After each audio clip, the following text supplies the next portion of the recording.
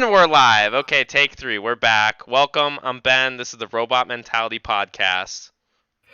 I'm his co-host, Sick Co-host. Nailer. Thanks for joining. Episode number 10. Come together for a decade of Robot Mentality Podcast. Yep. This is the beginning. What are We'd we going love to be to like see in it. 2030? Where's the Robot Mentality Podcast going to be? We're gonna be Joe Rogan status? Bigger than Joe Rogan status? bigger than Joe Rogan. We're gonna. Easy. Okay, Joe Rogan isn't creating an army of robots. We are. That's true. He's creating an army of dudes who's flipping do DMT and DMT and eat elk meat. Just wake up with a freaking rod. I'm here for it. But it's been an eventful week. Hanging out, watching the stock market again. Of course, we got to touch on the bet we have that. Okay, is it ending at the end of market tomorrow? You can already say it's over. It's not possible. I've won the bet. The only thing I was messaging you earlier because you're like, I want my pizza tonight. I'm like, we said May 1st, bro. You ain't getting crap on April 30th, buddy. Stupid. I wanted it for the podcast. No, and you said I'll buy it when next time we hang out after this. I'll buy some pizzas and we'll both eat it. Sounds good. Sounds good. Show them just so they know what we're talking about if they're new to this. Show them the chart, the Dow Jones, and let's just give them a little recap on the bet we made. Do you have where it was at on flipping? What was just go to 1 month? Like April 7th. April 2nd was when we recorded. Yeah. So basically, the market was at 22,000 or 21,000, one of the two, and Ben was like, futures is really far down. Man, not gonna get anywhere close. But we're at 24.5 now. No, I'm not saying we're gonna meet it. 24. I'm just commenting on futures. Yeah, no, it's interesting, but I'm looking forward to winning that bet with you. And you also should admit that you just you were wrong. I just did. I was totally wrong. We're still going back down, but yeah, I way short-sighted it. Way, big time. I did not do good due diligence going into that bet at all. We'll definitely retest the bottom, though. I'd bet anything on that, but I'm not putting a time window on. I wouldn't say it happened in a month. It's probably like a 6-month window.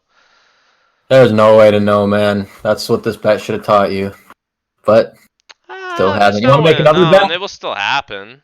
I think we're going to be down a month from now than what we are now. But anyway, you've been trading options through this whole thing. I kind of started and lost a full account, but what's it been like the last couple of weeks? I haven't caught up with you on where your account's at. Being a bear gang options trader is not a good look the past minute, right?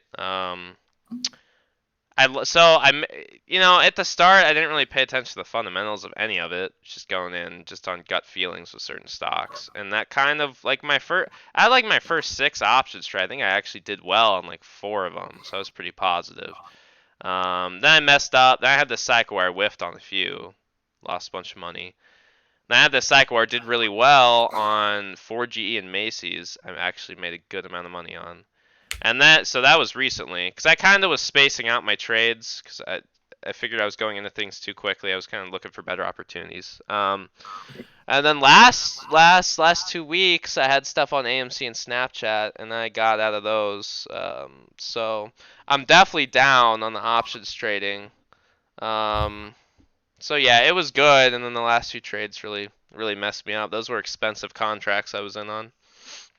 I mean, I had them far out, but they just got murdered. If you don't mind answering on here, how much have you put into into contracts so far in that account? I don't know. I mean, so for people that don't know, I only started investing. We'll just use the blanket term investing. Right before all this started, literally like second week of February. Okay. So what I was buying, well, no, probably before that, probably more like end of January. So what I was buying, I was obviously buying at, all-time high bull run type stuff. So all my holdings just got flipping hammered that I bought into. So that contributes to my account being down as well. Because I had a lot of Ford, for example, and my average cost was like $850. I'm down a good amount though. I'd have to pull it up, but the thing is, honestly, not all that is options, probably about 75%. The rest is, I took losses on a lot of things. And then at one point, a few things I just got cash out of because I didn't want to hold them any longer. I wanted to try to move the money to other places. So, but yeah, we learned. So, and honestly, if I ever, like, anything I'd buy for a long-term hold, I would not do personally, like within the next 4 months. Anything I'm buying is stuff I'd try to swing. I don't want to hold anything. Um, and also I'm definitely like I'm working on my second account to open right now. If I'm gonna have a long-term hold, it's gonna be in a separate account. Like there's no reason to swing trade and hold in the same account. It's just messy.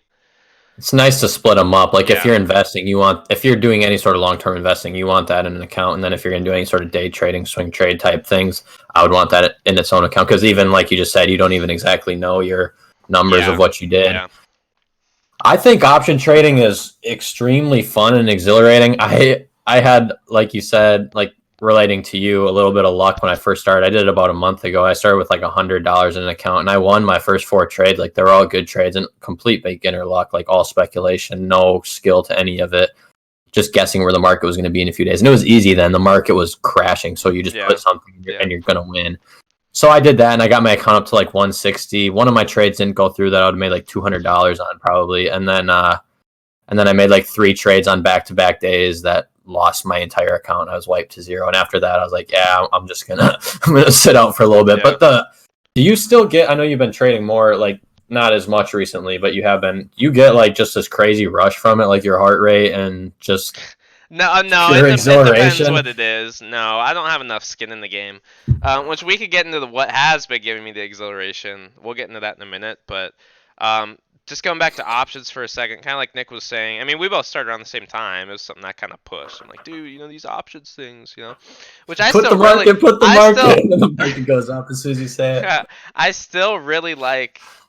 Well, okay, here's the beauty of that though. If you're long, I mean, you're not gonna lose all your money if you're long. If you're buying things really short term, then yeah, you're effed. Like a good amount of things I lost on, I still got out on. My first round of losses, I did not. My second round of losses, I got out at a decent point, so I wasn't out everything. But so when we first started, I mean, there's a lot of fundamentals that go behind options that I didn't pay attention to at all that I've learned the past month. So that really changes how I look at it. But I mean, if you're really going down to and I'm not saying the fundamentals of trying to necessarily predict where the market as a whole is moving. If you're looking at the fundamentals of certain stocks and really breaking them down, it gives you a lot better picture. You're still, I mean, obviously nothing you do in the market's ever going to be 100% right, or probably even close to that. But I um, just feel, may I interject? I just feel like knowing the fundamentals of a stock right now means nothing over the next 3 months. Like this is such an emotion and speculation based market right now. I don't think a fundamental, as far as like the health well, of a I guess company fundamentals are goes. bad. I mean more like Are you technical talking like analysis, the Greeks like on TA. Yeah, I'm options? not talking about. I don't mean like. Yeah, I misspoke there. I mean more technical analysis on things. Like Chart charting and analysis. yeah. Watching.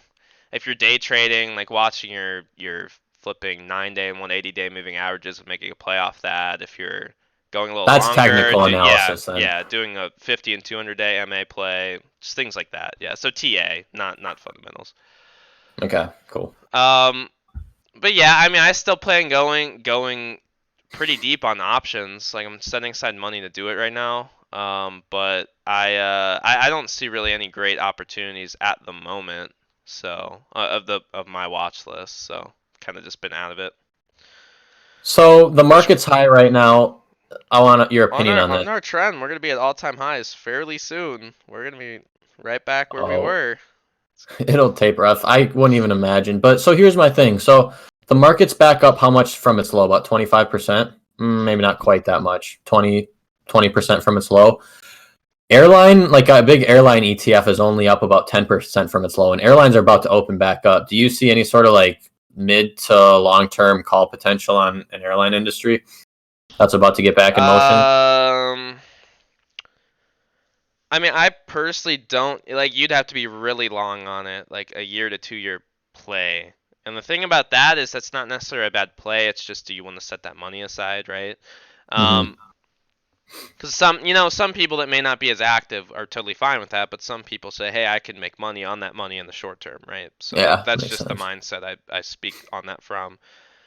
The thing about the airlines is, I think there's still. I mean, they've all been bouncing around because I had shares of American that were down for. I bought it like 12. They went down for a while. back down, and they just went back up, and I got out of them. But um, with the airlines, it's just tough because I feel like the news has this kind of propaganda. Well, not propaganda, that's a bad term, but kind of the news cycle and health departments, everything kind of have like this ongoing hit piece on airlines. And I keep seeing these graphics of like scientists making these simulations of when they essentially like dye the air that you breathe. So well, it's them doing a 3D simulation. It's not real, but they're showing how air moves within a plane and how much air, because of the shape of the How it's gonna kill cabin, what you're people. constantly getting hit with. I just don't think, even when we reopen, it's gonna take a long while for the airlines to get back to what they were. And I know it was either Delta or Southwest, because they had all just report earnings, but they're going through like $80 million a day in cash. It was something insane. One of them. I mean, it's gonna be a long road for them to climb back. Um, Yeah, once we get, because the thing is, even if we reopen, yes, there's gonna be a group of people really, really like hungering for travel, right? But you gotta remember, tickets are gonna be relatively low because they're trying to fill up seats. And there's still a lot of people that won't trust it. Even when we reopen, there are a lot of people that aren't gonna leave their houses still, let alone get on an airplane. Um, so I don't know. As a long play, yeah. As a short play on just going up, I would not put money on them for like inter-month, definitely. I yeah, mean, no, no, maybe no. maybe they could I do think well. It in depends fall at the what it depends earliest. what price range you think, but I don't think they're going back to their Ha, January prices. It's going to be a while before we see that. true, interesting. Yeah, it's just something fun to follow that I've been Yeah. watching. Kind of thinking about that for a while. Okay, so you were saying there was something lately that's been getting you going trading wise. Yeah, I Hear could it. pull it up. So I actually heard about this. I wish I would have paid more attention to it. Um, I heard about this in a trading chat really late at night. I was about to get off and somebody started talking to me about this. What? Oh, sorry. Typed the wrong thing. And the dude was saying, his name's actually Slang Rex on Discord, but he was saying that he had just gotten into this. There was speculation around this, right? And I think he said he put $600 in at 70 cents. So I'm pulling up the chart right now. The ticker is UAVS. It's Ag Eagle Aerial Systems. And so I bought in. My average cost was 170. I only put I did not put much money into it. I had over like 50 shares. I didn't throw much at it. But this thing over the past 2 days has been insanity. Like I was literally in these trading chats and we were all only trading this. And everybody was freaking out. It was more of a meme thing, people to throw money at it. This thing pumped from like 80 cents and it peaked at $5 today. I mean, it literally jumped $2 multiple times within like 10 minutes. Like it was actually crazy. But so this was fun. This was really fun. And a lot of people end up getting screwed on it. I half and half. So my problem was okay, let me explain what the stock is first, okay? This is a stock that makes drone software that benefits the agriculture industry. So I couldn't tell you the nitty gritty. I honestly didn't look into it a whole ton. I watched some of their stuff, but if like flying drones to be able to map out things on your land for planting purposes, or just the status of your crops, or things you could do better, how to be more efficient when you're running, tilling the ground Hmm. or planting seed, whatever. It's all that type of stuff, right? And apparently they really focus on growing hemp. I don't know why, but their stuff is particularly good for hemp growers. Um, but there was this. So basically, Ag Eagle, somebody in their company, it's a very small company, okay, 6 employees, they're in the middle of Kansas, like, and their building is this tiny, like, abandoned building. It has nothing on it. It's run down. It's kind of weird.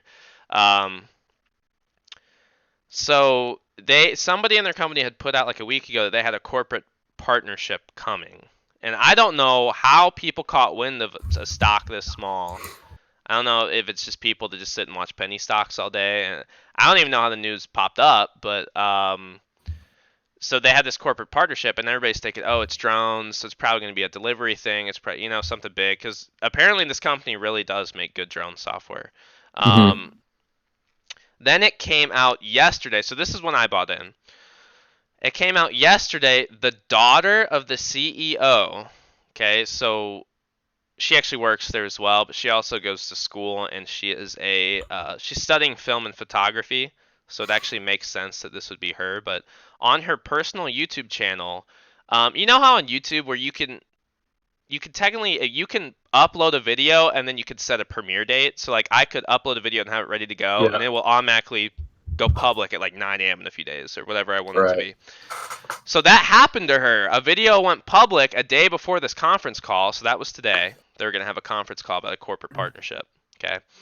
So yesterday, this thing goes public, and it was only up for like a minute, and everybody was sending screenshots around, and the thumbnail was Ag Eagle times Amazon. So that's when this thing shot up. Everybody thought it was going to be a partnership with Amazon, something to do with, because Amazon has really put their whole drone delivery on the back burner the past 3 years. They were really Mm-hmm. hard on it in 2016, and we haven't heard about it as much since. So everybody's like, oh, this is the rebirth of flipping Amazon and drones delivery. So when we saw that, this thing just shot up. I mean, so yesterday it went from 90 cents and it closed at It's 240. like two Okay. fifty. Yeah. So yeah, so it peaked at around 250. Or, well, it Yep. peaked at 270. So that's massive. And then today it opened and every candle was an absolute war. I think this had like 150 million uh, volume today. Like it was insane. Jeez. And its average is like 1 million. It just went insane. So it opens off this speculation. So the first candle you finished at 378. It peaked at 515. Then we had a little bit of a sell-off right before the call started. And so here's the thing though, my plan the whole time, because I was at a gain regardless. I was in at 170, which was still late on the train. Um, my plan was though, it was a meme thing. A gain's a gain. I wasn't worried about getting my absolute top dollar. I wanted to just hold about 10 minutes before the call and sell off, right? Mm-hmm. So, well, I was planning on going half and half. I was going to gamble half to see through the call, and I was going to sell half to secure a gain, so I'd break even, right? Um, so I at open, I had bought a couple more shares, just a few, just because I knew it was going to run again. And I am very stupid with this because I figured, so say, just as an example, I own 100 shares of something that I bought yesterday. I buy 10 and open today.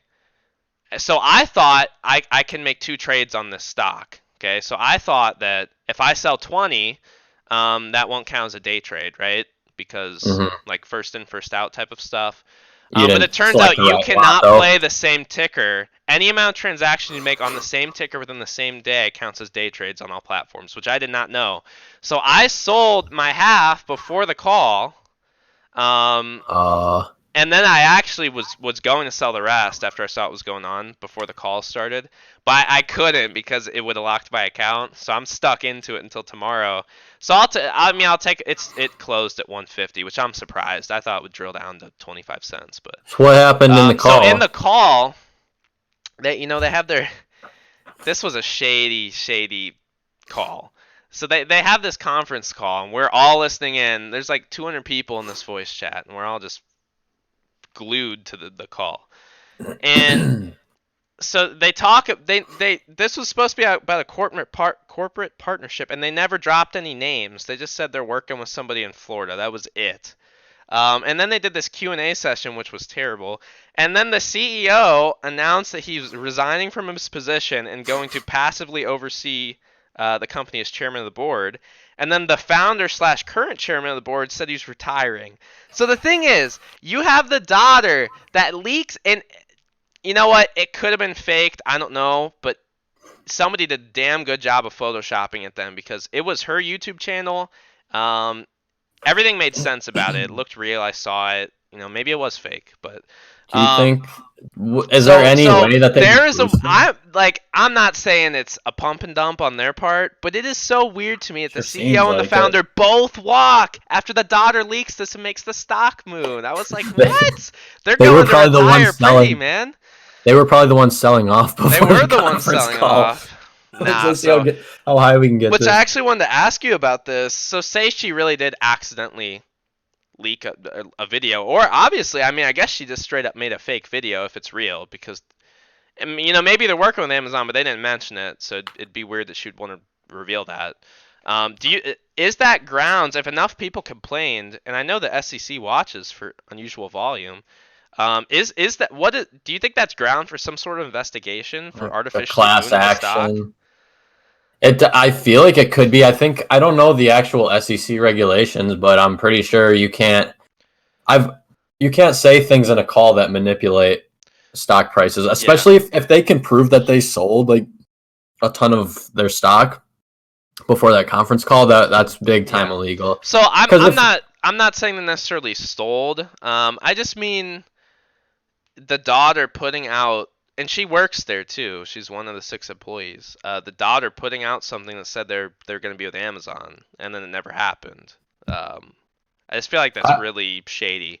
And again, I don't know. It was a big mess. It could have ended up being faked. I don't know, but um, it's so funny, like okay, basically, so someone this is the crazy thing about day trading options and like this whole arbitrage way that people make money. Basically, like someone could have just put in $100,000 at a dollar and it goes to say they sell at four and they have $400,000. Like people, I'm not saying anyone made a trade that big, but people do stuff like this all the time on just garbage news. Like there's nothing going on here like that should make people money, but it does because they're the cogs that drive a market. Like those yeah, people are yeah, yeah. necessary. Like day traders are 100% necessary. They're not making any sort of world a better place. I mean, granted, they're making the market work, which is needed, but it's just so funny to me the significance, like the income that can be made out of doing absolutely nothing. But a lot of it's chance, or whether you want to call it a great skill to be able to do. I know it's a skill because there's people who succeed at doing it, and then there's a huge amount of people who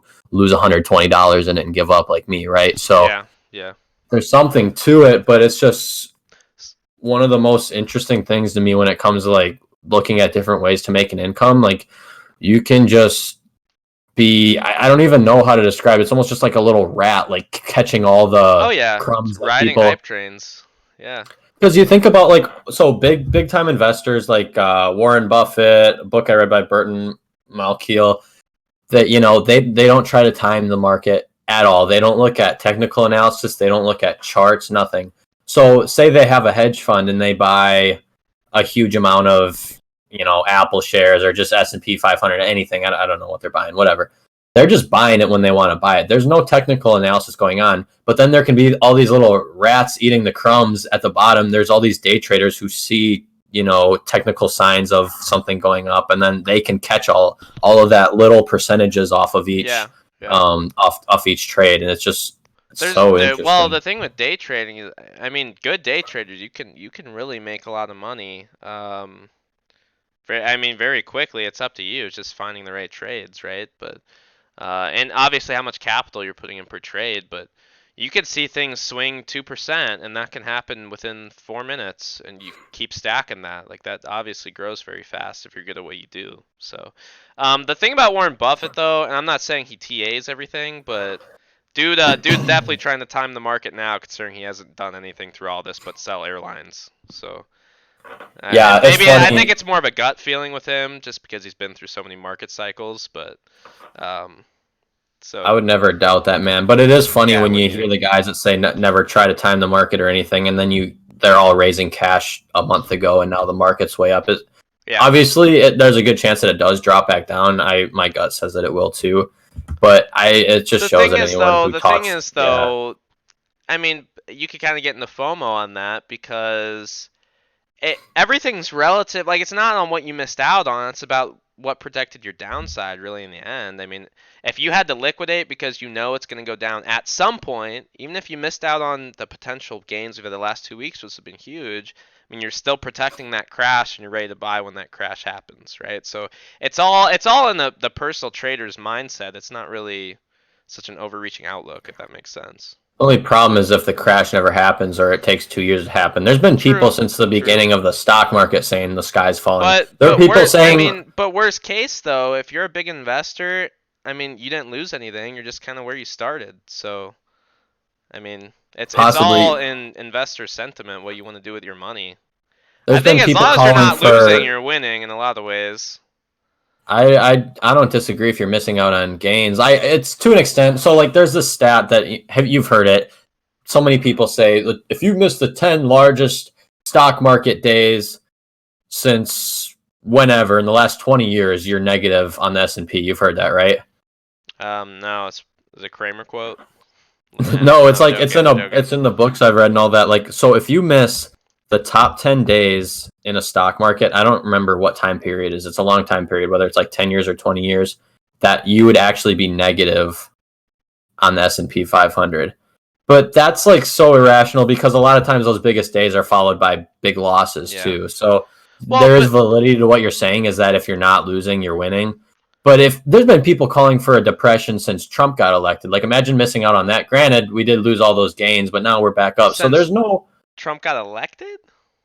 I remember people saying if Trump gets Oh, elected, well, we're yeah, going but to those war, we're all nobody listened to screwed. those people. Yeah, no. I did. I thought it was gonna happen. What? Like, You thought we were gonna have bro, a depression just because of Trump? not a depression, but anything like you could go to people. A lot of people thought we were gonna go to war because of him. All I'm saying is everyone has a strong opinion, and you're only half the people are going to be right, whether they're because everyone's so bold. And you did the same thing, like you're saying, oh, it's definitely going to go down in a month, and it didn't. Like nobody knows, and I just think that the best way to do it is just to stay in, because if you just stay in, you can't do worse than the market.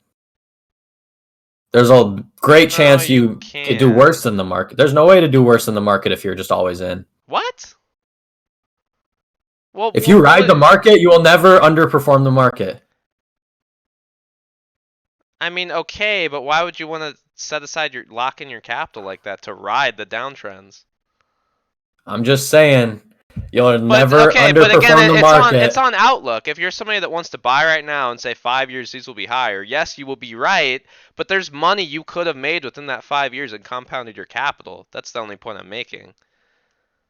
That's Nobody. why that's why I don't think the buy and hold thing. I mean, if you're somebody that has the time and pays attention, you might as well trade for a lot of people. Okay, A lot of people don't have the time though. But there are very few people that are smart enough to actually make money to do that, and a huge majority of the people that think they are smart enough don't make any money doing that. well, that's their fault though. I mean, there's gonna be idiots in anything. You're totally I'm just right. saying there's more idiots than people getting it done, and like there's a lot of confident people that screw themselves by making trades when they don't need to. And I mean, I'm tempted to do stuff too. Like I don't think there's anything wrong with restructuring portfolio, like to get more defensive or a little less downside capture, especially once you get older. Like if you're over 40 or if you're over 50 during all this, I would definitely be restructuring. But from a growth mindset and just like I don't see why you wouldn't buy and hold in like your retirement account, other than maybe like if you had like individual stuff that you're trying to play the market. I just see investing to be so much different than speculating. And you're with swing trading and all that. If you're trying to make income, that's speculating. That's cool to me, but it's not investing. If you're like Well, guessing where stock. nobody is saying it's investing. Swing trading's trading. Like the only point I'm making is, and this isn't coming from me. I'm by no means a god trader at all or close to it. I'm just talking about in general.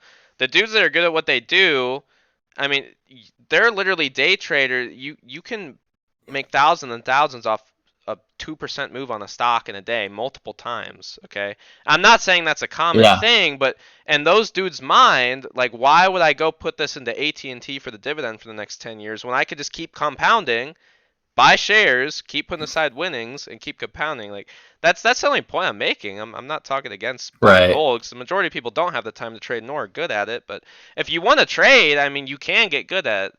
There's a lot of people that are gonna 100%. suck, but Trading is working. I'm Like just, and my yeah. only point with like the whole liquidating thing too is I said at the start I was totally wrong on the last month, and I'm totally fine admitting that I was completely Mhm. wrong.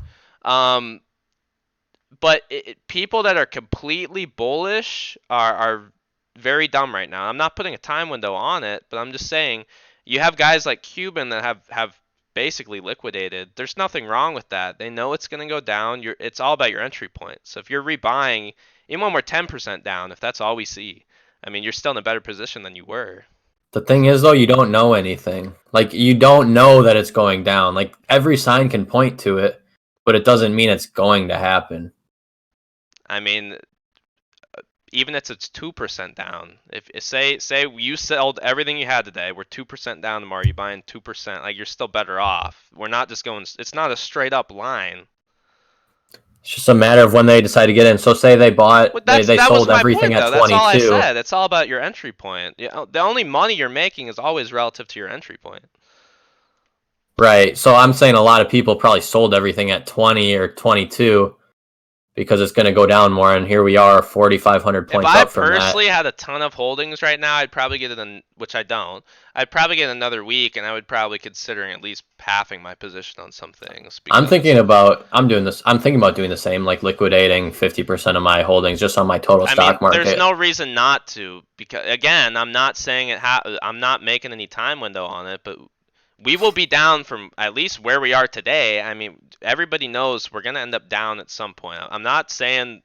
I personally think we'll retest the lows. I'm not even saying it's that. Maybe it's 10% down from where we are today, but it will happen. Anything historically in any stock market is due to happen. If it's Because 5 years out from now, I don't know, but you can't print forever. So even Trump's starting to realize that, sadly.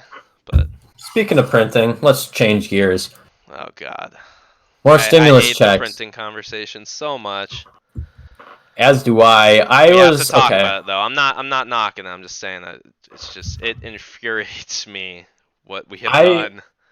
I was okay with $1,200 stimulus checks. Although I'm reading a book about economics finally after talking about it for so long, and I am realizing now that Hey, that just by the isn't coming way, from I have anywhere. to cut you off. This kid right here finally messaged me he was bearish on our economy after reading this book, after starting It this wasn't book. reading this. It was from watching Ray Dalio talk, Oh, who okay. has been calling for a depression for like 2 decades. But anyway, the more I looked into it, but he's super convinced we're having a depression, and I can't disagree with him. But I am. It did show me Un- other ends that I didn't understand about economics and blah Can blah I blah add blah one blah. thing before you Of continue? course, of Okay. course. So again, the market by no means. I mean, it's not representative of the economy. It's very far apart. It can eventually catch up, but even if people want to say we're still going to be in a massive bull run, I mean, I guess you could be entitled to that opinion, but textbook, we will be in a depression. We already whiffed on GDP worse than economists thought this quarter, and we undoubtedly will miss next quarter. So I guess not a depression, a recession though. Unemployment shows us that it's a depression, but just depends. I guess we'll see when we reopen how quickly jobs get back and what actually gets added back. They're not going to get back There's gonna at fast. least be of the unemployment pool of the recent filings, the last 6 weeks. I mean, I would say probably at least 20, and maybe not 20, at 10 to 15% probably really lost their jobs and will not get them back. The rest will maybe get them back over time if they do get them. And then a lot of them that get them back will have massive pay cuts, so we'll still be in these kind of issues. But okay, I I, I got off track. You, Go ahead. you digress. All right. Well, there's a million angles we can go with this, but let's just keep it as general as possible, as I don't totally understand what I want to talk about yet anyway, so I'll save it for a week. More stimulus checks. I am 100% against it. I was fine with the $1,200. Looking back, I'm still fine with the $1,200, even though I didn't get it because I screwed up on my taxes. Oh, you Different didn't get story. it? Oh, No, I I thought you was an got it. idiot and marked the box that said I could be claimed as a dependent because I thought legally you could be Oh, claimed if you're under 25. I'm going to make an amendment. Hopefully, I get my money. Whatever. Anyway, okay, they're talking about all sorts of different things. They're talking about nobody having to pay mortgage or rent for a year. Terrible idea. They're talking about everyone getting $2,000 checks a month down to 16-year-old kids. They're talking about all sorts of things that are just ungodly amounts of money to give to people for free that I can't even begin to understand. It's in like the $4 to $5 trillion range of what they'd be giving out. Nobody needs, okay, some people need it, like families. If I was given $2,000 a month, I live on $1,000 a month right now, and I live by myself and like have, buy a ton of food and stuff. What that would do to our economy in printing that much money, I don't know exactly what it would do, but if it didn't cause extreme inflation, it would totally change what we are as a country and what it's like our capitalist market. well, I don't know if you already saw the income tax projections that analysts are talking about, but of the lower tax brackets, it's expected within 2 years to already be up 30% plus of the lower tax brackets. You're So talking like like the lowest that's just 10% tax income bracket will be tax. like Well, 30. you have to raise taxes. That is the only way. That is Well, literally the only way. that's That the what people primary don't rule of realize, this is economics. not free money. It literally is not free money. You will end up paying for it, whether you realize it or not. No matter how many years out it is, the amount of tax spikes we will see in multiple taxation areas, you will end up paying for it. So spend It's, your 2,000 wisely is all I have to say. it's crazy. I'm reading this book. I'm reading is called Economics in One Lesson. It's from 1948 by Henry Hazlitt. He talks a lot about like government spending and printing money, so it's so applicable today, even though it's hard to read because it's from 7 decades ago. But basically, what his primary point in the whole book is that everyone looks at not everyone, most people look at the immediate effects of government spending on a special group.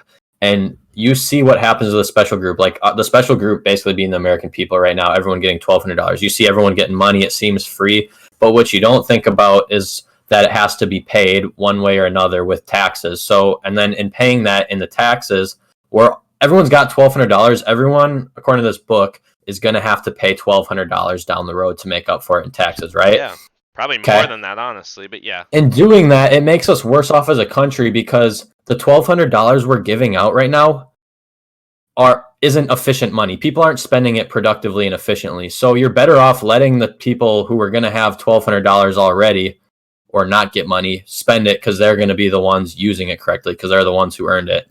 And that's the same. That relates to importing and exporting is the same way. Like when you give subsidies or impose tariffs, if you're helping a special group, it seems nice because you see the effect on the special group at first. So like farmers, right? They get subsidies to sell their crop. Basically, the price goes up.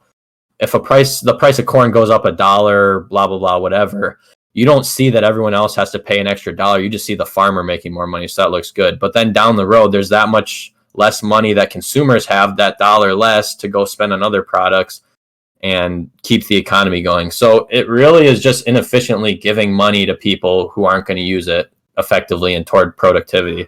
And that's what government spending, according to this book and what I learned, I think I agree with it. It seems like it's from like a very conservative standpoint, but I think that's how most economists are. At least the It's ones with not good. brains, yeah. It's not good what we're doing in printing this money because it's going to have to get paid for one way or another through taxes. Yeah, yeah. Um, can I add to that? Of Or are course. you good? Okay. Yeah. So one, I was against the 1,200. That's definitely, even on the conservative side, more of an unpopular opinion. Well, kind of for a few reasons. So okay, let me give both sides of my argument. To an extent, I don't know how textbook we can go on some of these things due to this is a really unprecedented situation. We've never in the history of man had it where an economy is like literally just halted, like straight up Mm-hmm. halted. So that does change the game a bit. People have to get creative. To interject, Um, that's why I'm okay with the 1,200. Go ahead. so how much? So I guess I wish with the 1,200 I may have been more for it if we had a lot better plan because there are a lot of people, my sister included, because one of my sisters qualified for it, that's married and lives with her husband. They haven't gotten their check. So if you really needed that 1,200, it's been a while now. You know, if you say you have bills, I mean, you wouldn't have had your 1,200 to pay it. So that's problem number one. Problem number two, it was not distributed fairly at all because um, say you're on the so we know kind of the consumer sentiment and psychology that most people in the US are just massive consumers and blow money. You can make when we talked about with NBA players, a lot of them, one third of the NBA being paycheck to paycheck, like one NBA player said. We're not getting too far into that, but even people that make massive amount of money really don't have much money. Like they blow it all. Okay, so um, and even people on the lower end of income, obviously, yes, income equality is very real. But the majority of people that are out money, it's on the decisions they made, and that not for everybody. There's some people that were just dealt a terrible hand and really do struggle, and it's to their credit. But so we didn't really divvy out the 1,200 well because yes, we gave it to the lower end of income, right? But you can make the argument that other people need it just as much that may have been over that.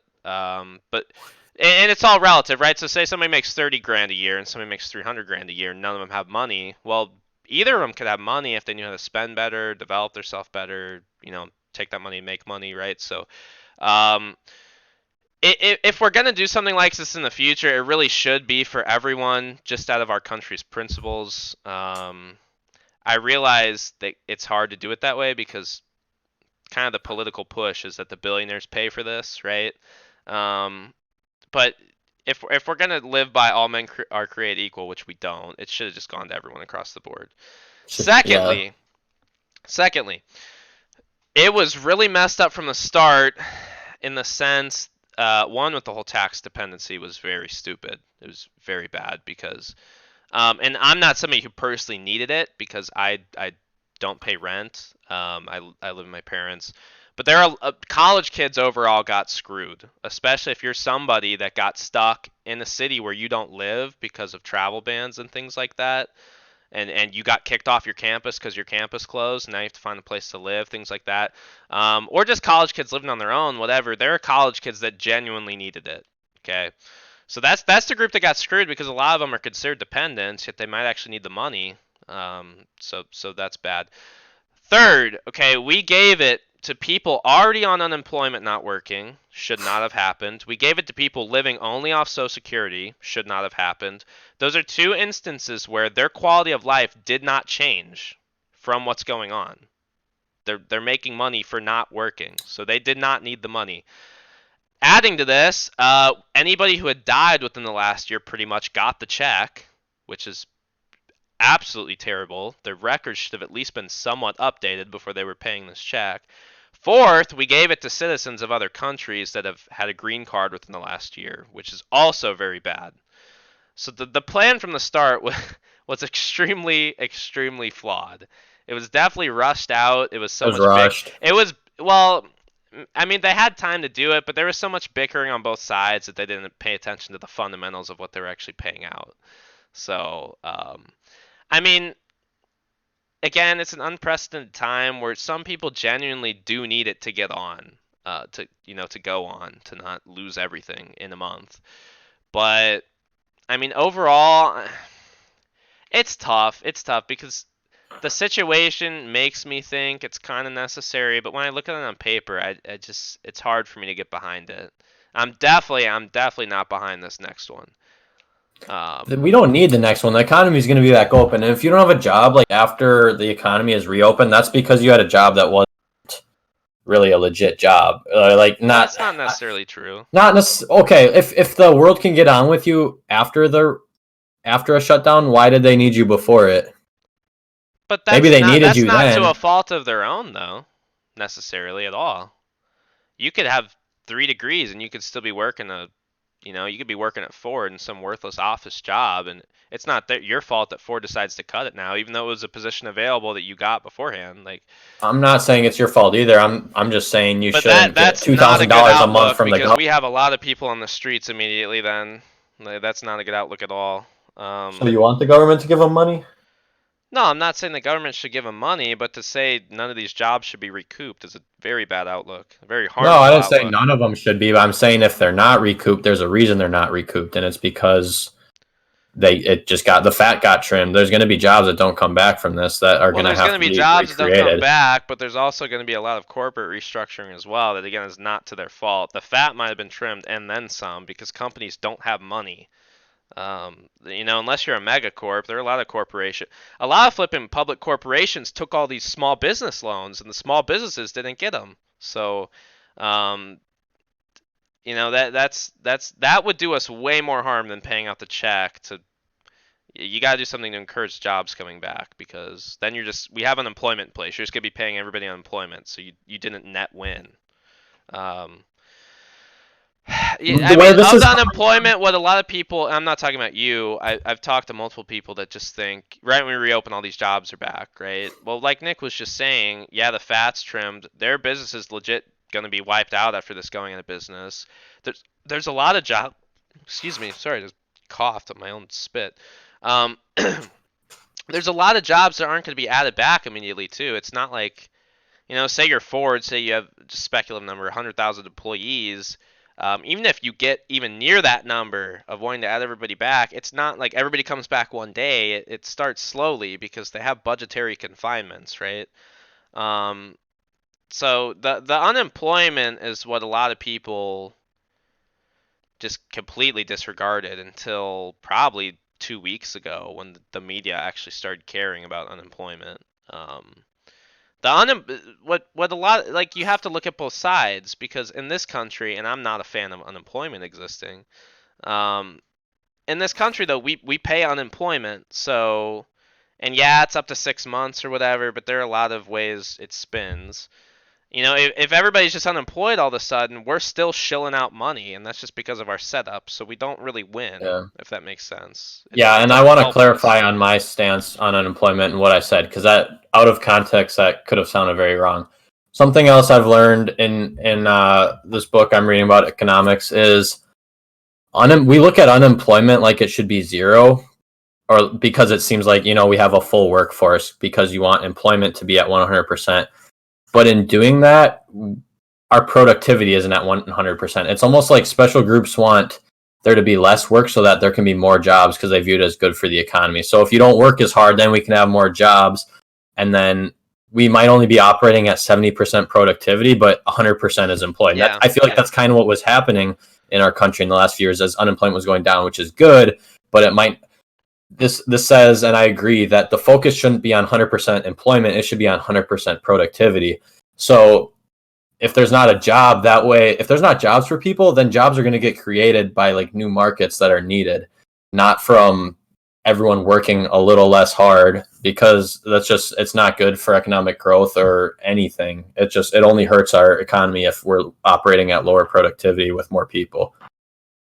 I mean, I agree with that, like 90%, but I think that's a really idealistic view for kind of a few reasons, because that doesn't really account for, like, yes, there are a lot of deadbeat jobs. We talked about this. To no fault of people's own, it's just what they could find. You could be super smart, and the job market kind of tells you where you're going in the end. Um, but the thing is, even if you're operating 100% productivity in a capitalist economy, but you have 25% of your workforce out by default because of that, like, what happens to the 25%? It's not cohesive, if that makes sense. And also, I think productivity has kind of gone out the window as we become 100% more and has. more globalized. It's a lot different now. It's not as much of an exact science, because with what you outsource, with what you keep in, it's a much more complex equation than probably in It's the extremely 40s. complex. Globalization actually, Well, I meant unemployment, but globalization, yeah, is extremely. There's a billion different ways to view globalization. you can view it as helping productivity, and you can view it as shrinking it because economies of Economies of that scale. they do what they're best at. I forget the term for that, if that's what it is or not. But yeah, that's just a huge topic to get into that we don't necessarily need to at this point. I want to be a little more well versed in it before I go off acting like I know what I'm talking about, because it's limited, to be honest. But this is interesting. I've wanted to learn about the economy for a while, and just reading a book about it has helped a lot. What reading a book should tell you, though, is that we are so far from a capitalist economy. It's sad that we call ourselves capitalists, because we're not. Oh, this is absolutely proof that there's so Yeah, much we're not government at all. spending that screws, and like you know what parity pricing is? What's up?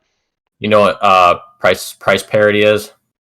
It's just I basically like I've looked into it, or I've heard about it before. You're gonna have to tell me. It's been a it's while. basically like just leveling off prices to like always be at the same ratio. So say gas costs $2 and bread costs $4, and like say in a decade you would try to mirror that so that like prices always match. Then you add like subsidies to wheat farmers so that bread prices stay low enough, and That it's sounds like a basically like fixed market, if you ask me. But that's yeah, what we yeah, do. I That's know, what I happens with know. farming. Farming and price parity is like a huge thing, and Yeah, because like the government completely pays for stuff because we need it, but it's just crazy like to see how much this, and it's not an invisible hand even, but just how much is actually controlling. It's not a market economy, and if it was, we'd probably all be screwed too. But this isn't capitalistic, and yeah. We're in definitely a nature, mixed economy. I'd say more social big leaning at time. this point than At this capitalistic. point, I wouldn't doubt it. If we do get these extra stimulus checks, it's over. It's yeah. I mean, going to your price of bread at $4, a flipping loaf of bread 4 years out from now, I wouldn't even buy bread at that point. Like everything would be. That was With the just a very toilet rough paper shortage, you example. might as well use dollar bills if we get these other stimulus checks, man, because your dollar. What's weird is too the more I've talked, because I've been talking about this with people recently a lot. I mean, people view the dollar as really one of the strongest currencies in the world, as well as the pound. But kind of a lot of economies are based off of what the dollar does. They're very dependent on the dollar. Hmm. But if you really do a deep dive on the dollar, there is zero special about the dollar at all, and it should be way more inflated than it actually is.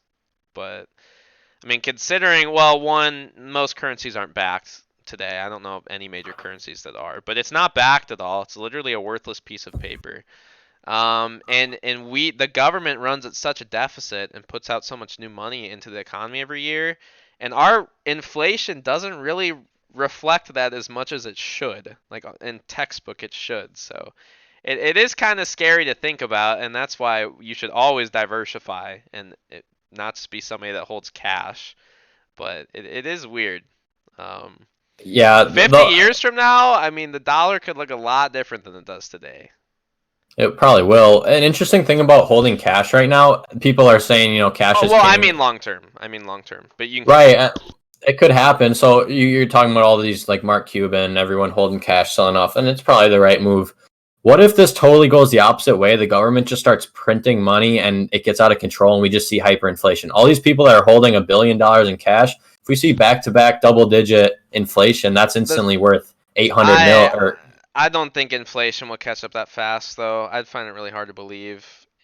I'm not saying it couldn't happen, but we should be our yearly inflation. We should be higher than what it actually is. Like I don't know if it will catch up to us. One day it is going to catch up to us and be a problem, but well, in the eight was it the 80s or the 70s where it was like insane inflation for a decade, basically. I I couldn't think it tell was you. the I think it was the late 70s. I'm pretty sure. Like inflation was double digits several times in a year. The Um, so kind of shifting topics. I guess a little bit. Kind of still what we're on. I guess maybe get your take on this. I know we haven't really talked politics up to this point. We don't have to dive deep into it, but I really think with how this has been handled, it would, if this was not an election year, how this whole picture has been handled would be way different. you mean you think Trump would be being With less how the liberal? Democrats have acted, with how Trump has acted, I mean, both sides have had their faults in this, for sure. The whole picture would look way different. I'm saying I honestly do not think Trump would be for printing money if it wasn't an election That year. was my guess because now he's kind of being like you're marketing to the Democrats almost Yeah, like yeah, hey, their if demographic basically. The thing is too that's weird is it's almost like a like Trump kind of knows he has to do that, because if you have everybody out on the streets in 3 months, they're definitely not voting for you. Should the president get exactly. should the president get pinned with all this? Absolutely not. But that's what ends up happening. So right, he knew he was going to need to print it regardless. So maybe he just chose to be enthusiastic with it. And then all these low income families come November, they're gonna be like, "Yo, this dude just This dropped dude me saved our 1,200. ass. Let's yeah, why wouldn't I vote for the guy? Like he did what The we thing need. is Came through." too is that's been the Democratic Party's goal for the last, I mean, 20 years is to socialistic practices, whether it was sneaking it in through Social Security, whatever. Um, but the universal basic income has been the hot topic the last 5 years, right? So this is a big step that this actually happened, where even if it's small, people are getting monthly checks of money for something they did nothing for, right? So they're kind of for that as well. So Trump's getting kind of pushed to do it, and Trump's in a weird spot because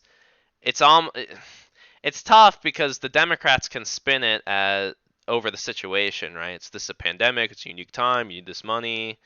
People are going to be dying in the streets if they don't get this money, whatever, right? So Trump's pressured from that side, but he probably also realizes if he doesn't do it, that might hurt his voting base overall, right? So it is weird, but I think in the long run, this plays very well into the Democrats' hands, and I think a lot of this was over.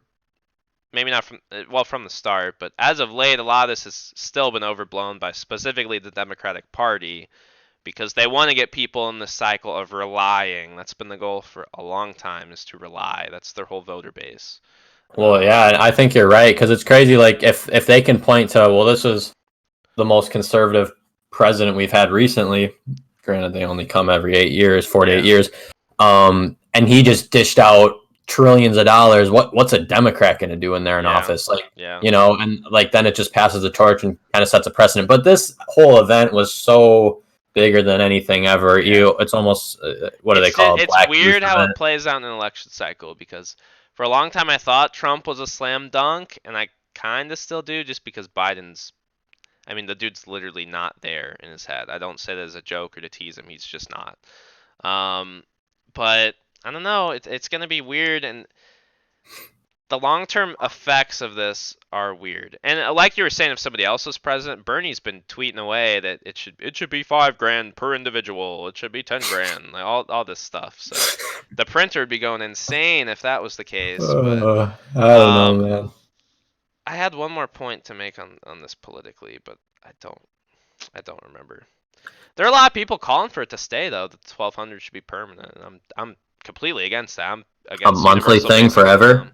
Yeah, yeah. I Like literally actually wouldn't starting work. universal basic income. I wouldn't work the rest of my life if there was a $1,200 universal income. I can live off that. I would just go live in the mountains and say peace. Yeah. There's no reason to. Like, why would I ever do that if Well, people that's the problem right there. That's the argument against socialism at its core. Is like, that what's cool, the give me reason to the money. work? You know. I'll take it. That's why historically, I mean, anybody who argues pro-socialism, historically, it's never worked, and we've actually had great examples of socialism multiple times My, throughout history. It I doesn't would work just because at its core, people don't want to do stuff with no incentive. Period. right. That's human nature. Every scientific study ever on anything incentive related has found that. Um, I- if I'd you're change my not, entire people outlook are on life. motivated by what they're gaining, and people can deny that, but at the core, that is what everybody is motivated by in some way. I'm 100% I, driven by that. And if we literally got $1,200 checks every month that all go out the window, I'm done. I'm just gonna go vibe. just Like gonna that's go what vibe. socialism does. Like that takes Yeah, like a hardworking, capitalist-minded person like me and would just completely end yeah. it. And like that's the heart of it. Why it's And so that's wrong and so bizarre. here's the thing though. That's how it spins. That's how socialistic regimes spin, is because people don't want to work, they get lazy, they do their own thing. Then once you're so out of practice or out of work or whatever, you're dependent, right? So the government controls you at that point. So that's why regimes turn so dark immediately, when because you can do whatever you want when all these millions and millions of people rely on you. You could abuse the hell out of your power. I mean, that's the goal at the end of the day. So it's I don't know, it's weird, but I gotta say that you know I thought this was overhyped from the start. I thought it was a lot more political than it should have been from the start, and that's coming from both sides. Um, but there's only one party telling you right now that we need to be locked down until July, and that's a lot of the Democratic Party. I'm completely against that.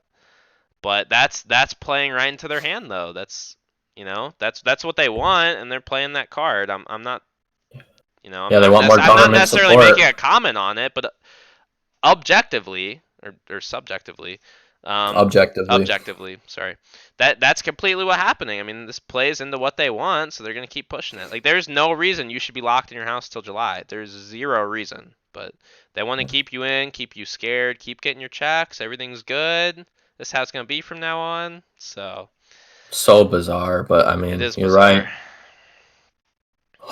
Oh, did you come prepared with some goods for the end of the podcast? I want to be I last. think I had one thing.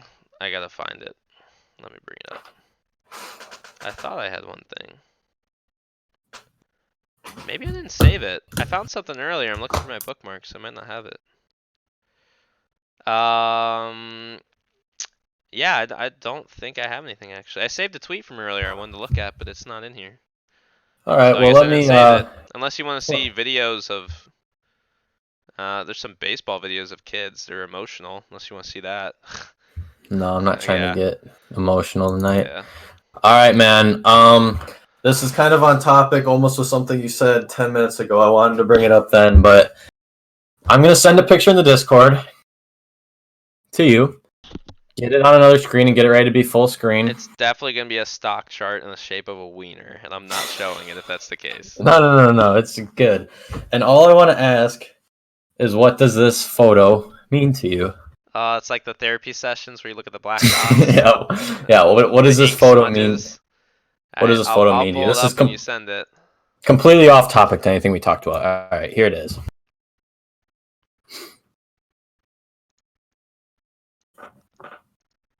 Have you received? Yeah. Okay. Um. Does the stream see it? Yeah.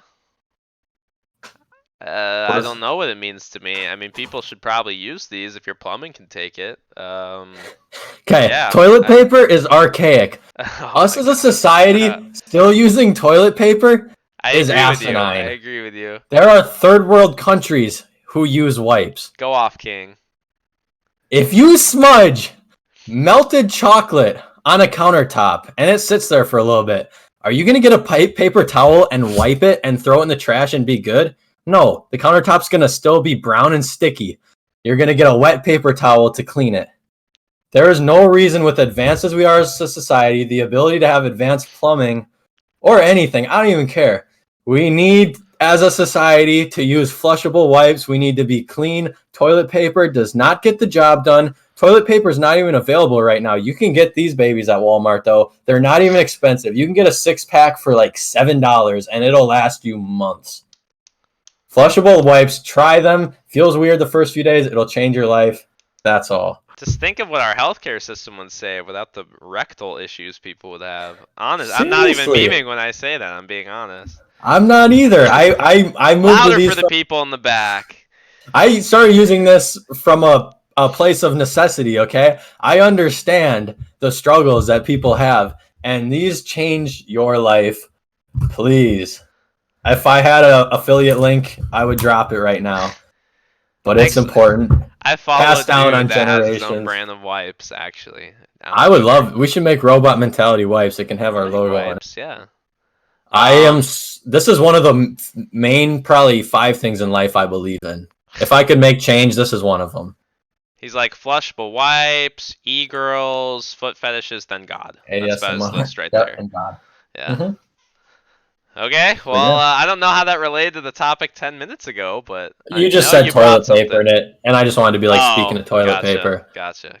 But yeah, we wanted some. You wanted some content from Sick Nailer, and that's my content. It's important. If you're consider it. If you can bring content like this every time, I guess I'll be okay with it. Robot Mentality uses flushable wipes. If you're not on the train, I was going to, but my dad claimed, like, our plumbing, for some reason in my restroom specifically, like, I don't know what's wrong with the pipes, but it's just not good. My dad claims that this will back it up, so I'm curious to just try it, but I also don't want to cause any issues that would actually take money to fix, so. Even if you start with, it's tough. There's a debate here, right? We need to improve plumbing and new construction. You can also start with toilet paper and finish with a flushable wipe, and it effectively does the same thing. So what if you're in a public restroom? Do you carry these in your man bag? Or no? There's several strategies to do it. I don't know that I want to get into sharing all my secrets. They're great to take. It's good to have a pack in your backpack if you're a college student. Okay. Gotta always carry them. Gotta have the bag. You can keep a pack in your office and transport them with Ziploc bags. I haven't done that yet, but I thought about that it. one's weird. Keep it in the normal bag then. Well, I'm not trying to bring a fat wipe from my fat pack from my office. Oh, you just can hide it. Stuff it in my back pocket and have it sticking out. It's a taboo topic, but we need to end it. There are literal third world countries who use these types of products. Yeah. No, you're right. They're I can't think of them offhand, but we could probably come up with a list of a good amount of things that, like, on the surface level are just archaic. Like, they just really are. We should try to do that. It is, and I'm passionate about it, as you can probably tell. But it changes lives, and it's needed for everyone. Yeah. Huh. So, how do these work when you're sitting down to pee? Like, can you describe that? I'm not even gonna say what I thought about. There's some, yeah, I'm sorry, I had to throw that in there. Let's yeah. go. Oh, Yeah. That's a he's good plugging the. Is joke this the though. Walmart brand? Equate. This is It Walmart, is. right? It is a Let's Walmart go. brand. You can get a 6-pack for like $7 and All right. 240 wipes. That's That's not a bad. lot of uses. So, It's a great deal. okay, okay. We can stop talking about it now, but and in the podcast. But I will talk about this for another hour if you let me. Yeah, yeah. We should probably go though. Yeah, that should probably be it. I think we're going to end it on that note, ladies and gentlemen. For those of you that do not know, we now have a Discord. It will be in the YouTube description. Join. We will talk to you. We'll answer your questions. We'll make content in there. It's going to be very epic. So make sure you join the Robot Mentality Discord. Robots. Any shameless plug before we go, or did I cover it? No, that it's going to be a great Discord. It's going to be a great place to connect with like-minded flushable wipe using robots. Find some Yep. friends, get some Yep. topics to bounce around. It's going to be Alright, very hey, cool. listen to this. At 100 Discord people, we do a 1-pack of Flushable Wipe giveaway. How about that? Deadass. I'm down. I will buy it. I'll buy a 5-pack. Sign it. 5-pack and sign it. Alright, and so send make it to sure you. get into the Discord. We're gonna link it. I'll put it in the Twitch chat, and we'll also we'll put it in the YouTube description today. There we go. As always, robots. Nick, go ahead, sign us off. I'm Nick. This is my co-host Ben. Good night, robots. Thank you. Have a good week, everybody. Peace.